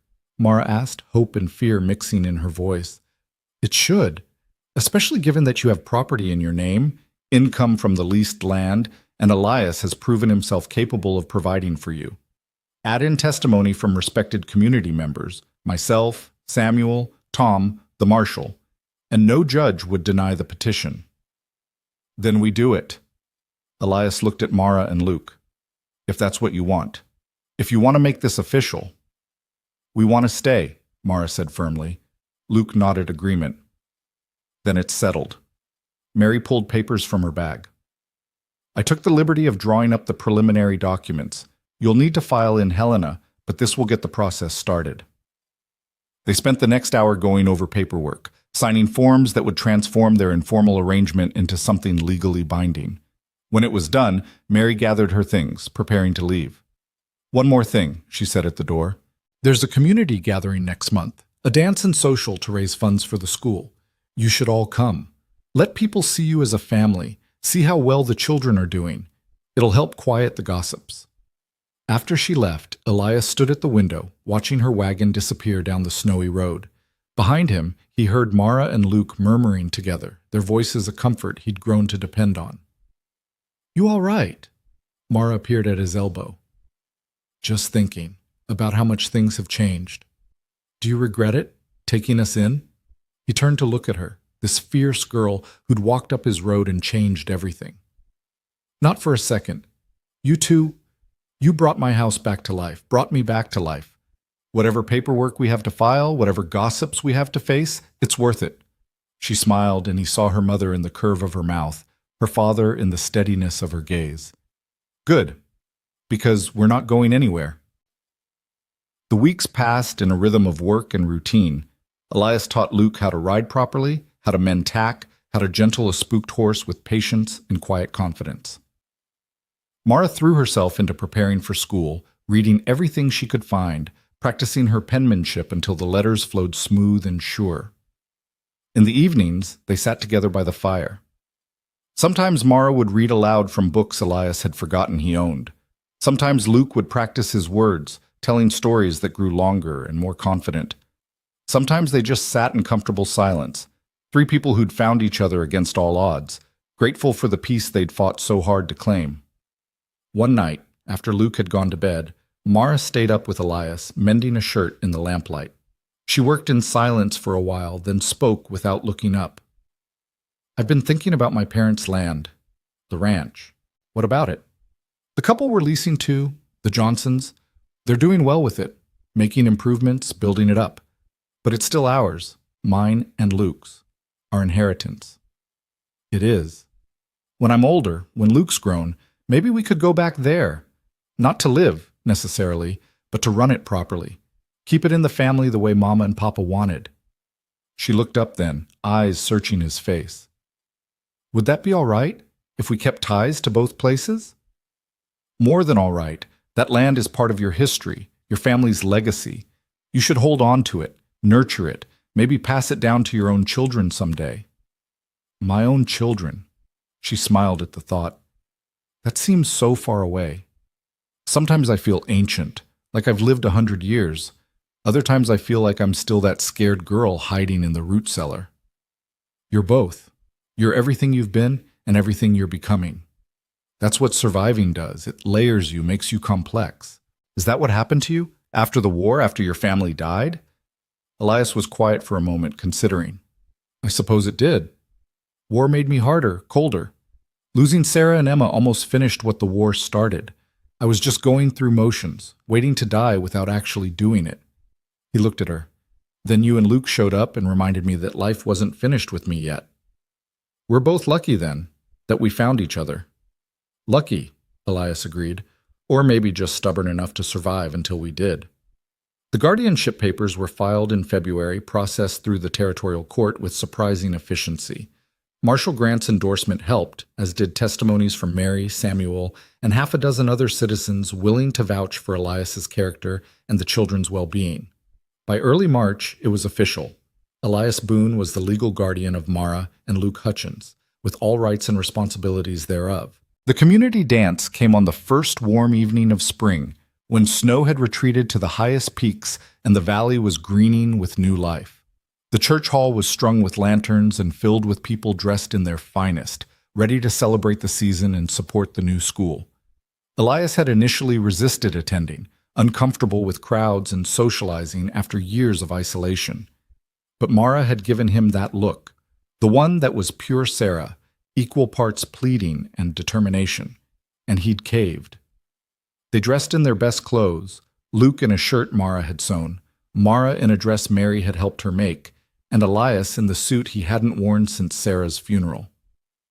When they entered the hall, conversations faltered. Heads turned. Elias felt the weight of scrutiny, saw speculation in some eyes, approval in others. Then Mary was there, sweeping forward with a smile that dared anyone to object. "The Boone family," she announced, loud enough to carry. "How wonderful you could make it." The Boone family. The words hung in the air, a declaration and a challenge. Elias saw the moment people decided to accept it, saw skepticism shift to welcome. Samuel approached with his wife, Tom with his grown sons, and soon they were surrounded by well-wishers and friends. Luke disappeared almost immediately, drawn to a group of children playing near the refreshment table. Elias watched him go with a mixture of pride and anxiety.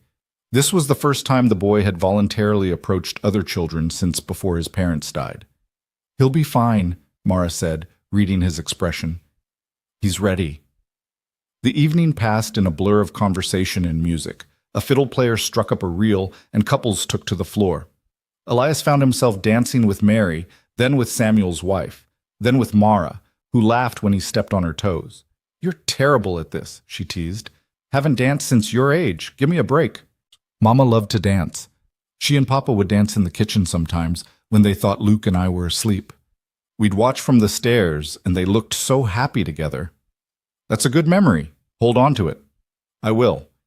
But I'm making new ones, too, like dancing with my cantankerous guardian who's forgotten how feet work." He laughed, and it felt good, felt right. They spun past Luke, who was deep in conversation with a boy his age, animated and engaged in a way Elias hadn't seen since the early days. Near the refreshment table, a group of women watched them with smiles that looked genuine. The gossip, it seemed, was dying a natural death. As the evening wound down, as people began gathering children and preparing to leave, the new school teacher approached. Miss Peterson was young, maybe 25, with intelligent eyes and a no-nonsense demeanor. "Mr. Boone? I wanted to introduce myself. I'm Evelyn Peterson, the new teacher. Heard good things about you. I wanted to discuss Mara and Luke. I understand they've been through significant trauma, and I want to make sure I'm prepared to support them properly in the classroom." Elias liked her immediately. They're resilient, stronger than they have any right to be. But Luke still has nightmares sometimes, and Mara carries guilt she shouldn't have to carry. They need patience, understanding. They'll have it, and I'll need your help making sure they're challenged appropriately. Mara's reading level is remarkably advanced for her age. She's been teaching herself all winter. Girls hungry for knowledge. Then we'll make sure she gets it. Miss Peterson smiled. "I think they're going to do wonderfully, Mr. Boone. You should be proud of them." "I am," he said simply, and meant it with every fiber of his being. They rode home under stars that seemed close enough to touch, Luke half asleep against Elias's chest, Mara humming a tune from the dance. The ranch appeared in the darkness like a beacon, windows glowing, smoke rising from the chimney where Elias had banked coals before leaving. Inside, they shed their fancy clothes and got ready for bed. Luke was asleep almost before his head hit the pillow, exhausted from socializing. Mara lingered in the kitchen, making tea they probably didn't need, but that felt comforting anyway. "Thank you," she said suddenly, "for everything. For taking us in, for protecting us, for making this official, for giving us a home when we had nothing. You don't need to thank me. I do, though, because you saved our lives. Not just from Marcus, but from becoming bitter, broken people. You showed us that we could still have family, still have love, still have a future worth living for." Elias felt emotion clog his throat. "You saved me too, brought me back from a place I wasn't sure I could return from. We saved each other." She nodded, eyes bright with tears, then kissed his cheek and disappeared down the hall to bed. Elias sat alone in his kitchen, listening to his house breathe around him, to the small sounds of children sleeping safe and sound, and felt contentment he hadn't experienced in years. School started the following week. Elias drove them into town that first morning, watched them disappear into the church building with a mix of pride and anxiety. The day felt impossibly long without them, the house too quiet, his routine disrupted. But when he picked them up that afternoon, both were bubbling with excitement. "Miss Peterson knows everything," Mara gushed. "She's been to Boston, to New York. She's read books I've never even heard of." "I made a friend," Luke added shyly. "His name is Thomas. He has a dog." They chattered all the way home, and Elias let their voices wash over him, a reminder of normalcy reclaimed. This was what healing looked like. Children excited about school, making friends, thinking about tomorrow without fear. The months unfolded in patterns of growth and change. Spring brought calving season, and Luke proved surprisingly good with the newborns, patient and gentle. Summer brought the hard work of haying, and Mara surprised them all by insisting on helping, working alongside them in the fields until her hands were blistered and her face sunburned. They visited the Johnson family on the leased ranch, saw how the land was thriving under their care. The Johnsons were kind people, and they showed Mara and Luke everything, The improvements they'd made, the plans they had for next year, the ways they were honoring the property. Your parents would be proud, Mrs. Johnson told them. This was their dream, making this land productive and prosperous. We're just continuing what they started.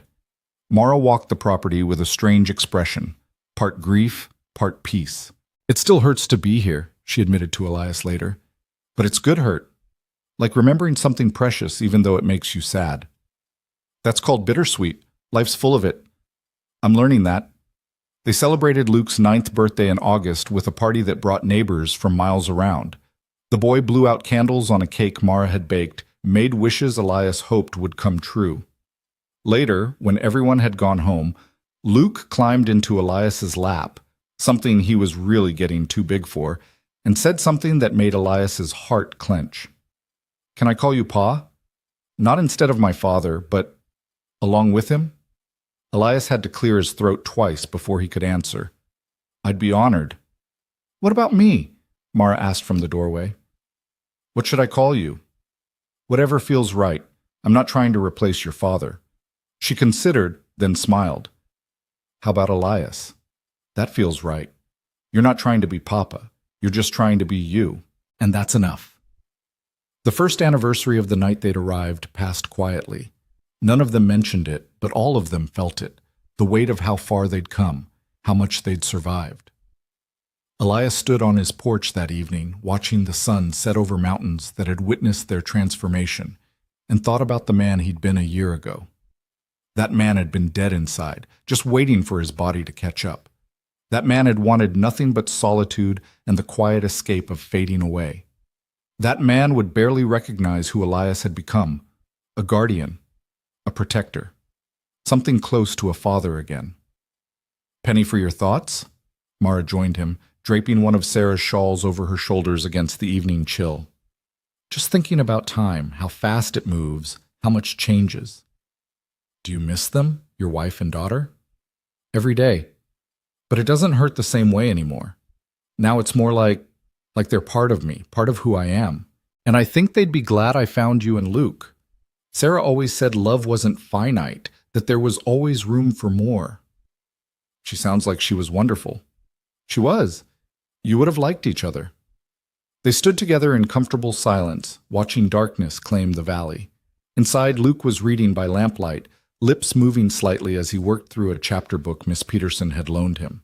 The scene was so domestic, so normal, that Elias had to remind himself it had once seemed impossible. Winter came again, completing the circle. This time they were ready for it, woodshed full, root cellar stocked, horses shod, and blankets thick. They spent long evenings by the fire, reading and talking, and simply being together. Luke's nightmares had faded to rare occurrences. Mara had grown 3 inches and developed a sharp wit that kept them all on their toes. On Christmas morning, they exchanged simple gifts. Elias gave Luke a pocket knife, carefully explaining how to use it safely. He gave Mara a journal, leather-bound and beautiful, for recording her thoughts and dreams. They gave him a photograph they'd commissioned in town, the 3 of them together, looking like the family they'd become. Elias stared at that photograph for a long time, memorizing every detail. Mara in her good dress, smiling confidently. Luke pressed against her side, eyes bright with life reclaimed. Himself standing behind them, hands on their shoulders, looking almost content. We look good together, Mara said softly, like we belong. We do belong. We're family. The words settled into truth, solid and unshakable. They were family, not by blood, not by any traditional measure, but by choice and commitment and the shared experience of surviving darkness together. They were family because they'd decided to be, because they showed up for each other day after day, because love wasn't about biology, but about being present and protective and permanent. The years that followed brought their own challenges and triumphs. Mara graduated from Miss Peterson's school with top marks and began teaching younger students herself. Luke grew tall and capable, deciding he wanted to be a veterinarian after helping birth a difficult calf. The ranch prospered, and the leased land continued to generate income for the children's future. Marcus Hutchins died in prison when Luke was 12, a bitter man who'd never accepted responsibility for his crimes. They heard the news with mixed feelings. Relief that he could never hurt them again, sadness for the waste of a human life consumed by greed. "Do you think he ever regretted it?" Luke asked. "Killing our parents?" "I think regret requires a conscience he didn't possess," Elias answered honestly. "Some people break in ways that can't be fixed. Your uncle was one of them. I feel like I should feel something about him dying. But I don't. Is that wrong?" "No. You don't owe him grief. He forfeited that right when he chose murder over family." They visited their parents' graves sometimes, keeping them tended and speaking to the memory of people who'd been stolen too soon. But they didn't live in the past. They built toward the future, making plans and dreaming dreams and creating the life James and his wife would have wanted for their children. When Mara turned 18, she made a decision. She would keep the leased ranch but sell a portion of the land to the Johnsons, who'd proved themselves good stewards. The money would fund her and Luke's continued education. The remaining land would stay in the family, generating income and preserving their parents' legacy. "Are you sure?" Elias asked when she told him. "That's your inheritance. Part of it. The rest is here." She gestured around the ranch that had become home. "This is where we grew up, where we became who we are. When Luke's old enough, when he's ready, maybe he'll want to run that other ranch. Or maybe he'll stay here and run this one with you. Or maybe he'll become a veterinarian and do something completely different. The point is, we have choices. We have futures. Because you gave us the space to heal and grow." Luke, now 13 and nearly as tall as Elias, nodded agreement. "This is home. That other place. It's important because it was Mama and Papa's. But this is ours. This is where we became us." Elias felt pride swell in his chest, so profound it almost hurt. These children, no, these young people, they'd taken tragedy and transformed it into strength. They'd faced evil and emerged with their humanity intact. They were everything their parents had hoped they'd be, and more. The seasons continued their eternal rotation. Springs brought new life, summers brought hard work, autumns brought harvest, winters brought reflection. Through it all, the three of them moved together, supporting and challenging and loving each other with the fierce devotion of people who'd chosen to be family. On Elias's 50th birthday, they threw him a surprise party. The house filled with neighbors and friends, people who'd watched their family form and grow over the years. Mary Carson gave a toast that made Elias flush with embarrassment. To a man who opened his door to strangers and discovered family. To children who survived the unsurvivable and taught us all what courage looks like. To a family built not on blood, but on choice, not on obligation, but on love. May you have many more years together, and may the rest of us learn from your example.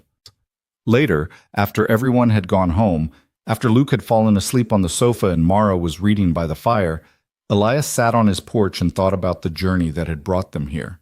About a girl with desperate eyes asking for shelter in his barn. About a silent boy who'd lost his voice to trauma. About hired guns and corrupt sheriffs and a murderer brought to justice. About how close he'd come to turning them away that first night. About how his life would have continued its slow fade into nothing if he'd chosen differently. He thought about Sarah and Emma, about the family he'd lost and grieved and would always carry in his heart. And he thought about Mara and Luke, about the family he'd found when he wasn't even looking for one. Love, he'd learned, wasn't finite. It didn't run out or get used up. It multiplied, expanded, grew to encompass everyone you invited in. Sarah had been right about that. She'd been right about a lot of things. The mountains stood eternal against the stars, witnesses to human drama and triumph, indifferent to individual suffering, but somehow making space for it anyway. Elias had stood under these same stars when his first family died, feeling like the world had ended. Now he stood under them with a different family, feeling like the world had been reborn. Inside, Mara looked up from her book and caught his eye through the window. She smiled, that fierce smile that had become so familiar, and mouthed a single word. Home. Elias nodded, smiled back, and turned to watch the night sky one more time. Tomorrow they'd wake early, do chores, eat breakfast together. Mara would teach her afternoon classes, Luke would work with the horses, and Elias would tend the ranch that had been his salvation. They'd live their ordinary, extraordinary life. The life they'd fought so hard to claim, the life they'd built from ashes and determination, and the stubborn refusal to let darkness win. They were the Boone family. Not by blood, not by law exactly, but by choice and commitment and the daily practice of showing up for each other. They were survivors and healers, teachers and students, forever marked by tragedy, but defined by how they'd transcended it. And as Elias finally went inside, closing the door on the cold night, he knew with absolute certainty that he'd done what he'd set out to do all those months ago. He'd protected these children. He'd given them a home. He'd shown them that family wasn't something you lost once and never found again, but something you could choose to build, brick by brick, day by day, until it stood solid and true. They'd saved each other, in the end. Pulled each other back from edges they'd been too close to falling over. And in saving each other, they'd discovered something more valuable than all the land and money in the territory. The simple, profound truth that love, real love, chosen love, could heal almost anything if you gave it time and space to work. The house settled around them, warm and full, no longer haunted by absence, but blessed by presence. 3 souls who'd found their way home to each other, against all odds and despite every obstacle. 3 people who'd learned that family wasn't about where you came from, but about who you chose to